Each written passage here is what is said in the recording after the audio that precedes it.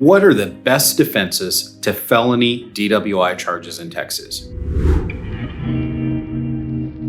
In Texas, a driving while intoxicated charge can be filed as a felony under two distinct circumstances. First is if you had a child passenger. That is, if you have a passenger in your car while you're alleged to be intoxicated and you were driving, and that person's under the age of 15, the offense will be charged as a state jail felony. The other way a driving while intoxicated charge can be filed as a felony in Texas is if it is alleged that you've had 2 or more prior DWI convictions. So let's take a look at the best defenses to a felony driving while intoxicated charge in Texas. If you're charged with any DWI, there are a number of things that your attorney will want to look at. First of all, if there was a traffic stop, what was the basis of the stop? Did the officer develop reasonable suspicion for that stop? Next, was there probable cause for an arrest? For probable cause, the officer will look at whether or not you did the field sobriety test and how you did on the field sobriety test. The officer will also take down any statements or admissions that you've made. We're looking at whether all of that, combined with your driving behavior,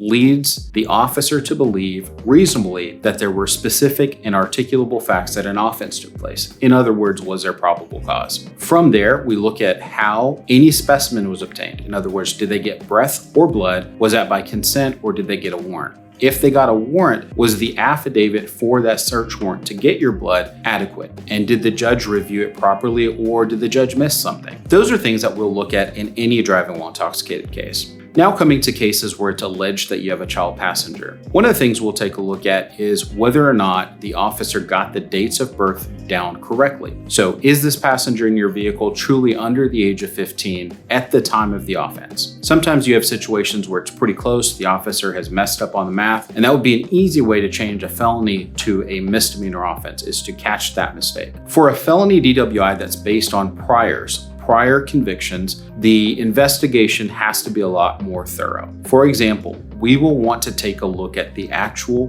prior judgments and sentences. These are the documents that a prosecutor would rely upon to actually prove that you've previously been convicted of driving while intoxicated. Now, it's true that most prior offenses, even probated offenses, can be used against you. Something that you'd have no reason to know is officers can reach back to any point in time to pull a prior DWI. In other words, you may have had a driving while intoxicated charge from 40 years ago that an officer is now using against you at age 65, and they can do that. There's a very little known exception, an exception that even prosecutors generally don't know. And that is if you had a driving while intoxicated charge before January 1st of 1984, and that charge was probated, in other words, you didn't do time on it, that prior conviction cannot be used against you to enhance you to a felony. That is a mistake that we've caught prosecutors on a handful of times, and in every single one of those cases, we've been able to get the felony case knocked down to a misdemeanor. The other way to get a felony knocked down to a misdemeanor is to find a problem with the judgments and sentences that the prosecutor is relying on. They need to be able to prove that you're the same person who is alleged to have committed offenses on those prior documents. In a perfect world for them, they have fingerprints. They have something that uniquely identifies you to that document. Now, as we go back further and further, there's an increasing likelihood that the documents are not going to be sufficient because the officers or bailiffs may not have taken fingerprints. The identifiers that they might otherwise use may not be as good. So now we have things like state identifying numbers. We have driver's license numbers that can be tracked, and now prosecutors understand the importance of putting that on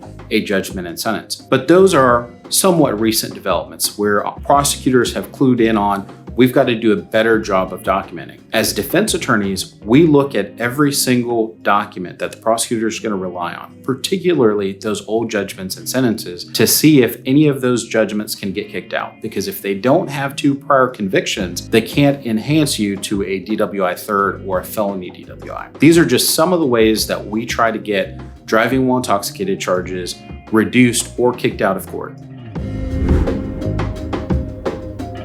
This video was made in response to a question we received on this channel. If you have a question about criminal law in Texas or federal criminal law, drop a comment below and we'll be sure to answer that. You can also check us out at versestexas.com.